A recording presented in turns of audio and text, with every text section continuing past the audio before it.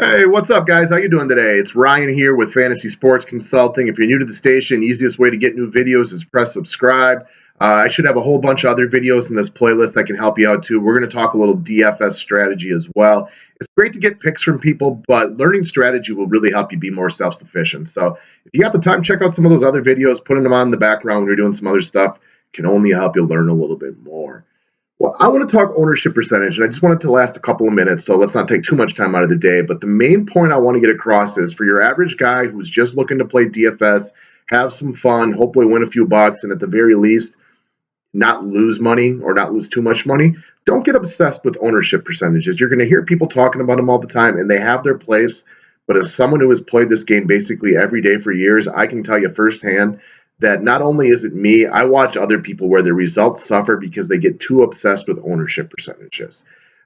It's an important thing, and it's especially important within a GPP, but don't start fading or not playing guys that are in good spots just because you think too many people will buy them.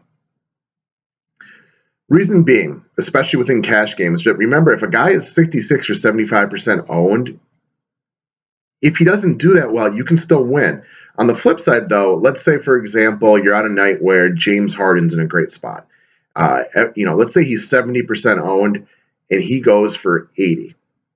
If you're not part of that, you're probably not winning. On the flip side, though, if you're part of the 75% that owns Harden and he has an off night, you can still finish in the money. You can still finish in that top half in your cash games. So there's some good and some bad sides to people being high owned. It's going to depend on your contest and what you're into. But sometimes I feel like I go around to these free Facebook groups when I post my videos there, and I see people talking, whether it's NBA, NFL, or MLB, and they're fading quality players just because they think they're going to be highly owned, or picking guys in terrible spots just because they're going to be low owned. You know what I mean? Okay.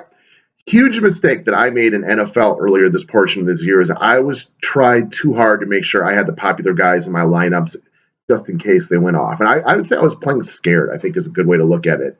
When DFS first started, you could win cash games very easily by just playing the right chalk guys, but it's not the case anymore. The crowds have caught up. There's a lot of information out there, so you do need to make the right play or two with some lower owned guys, and it's hard to ride just the chalk and be successful anymore. When I was really being overly concerned with ownership percentages early in the year, and I was making lineups where that was too big of a factor, I went 3-3. I think through the first 6 weeks within cash games for NFL. Since I stopped caring about that, I think I'm 11-1.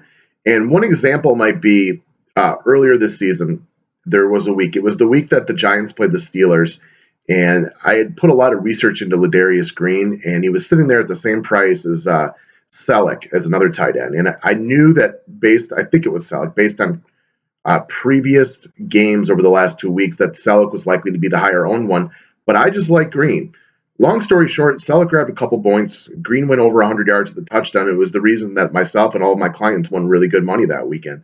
So don't play scared is a big part of it.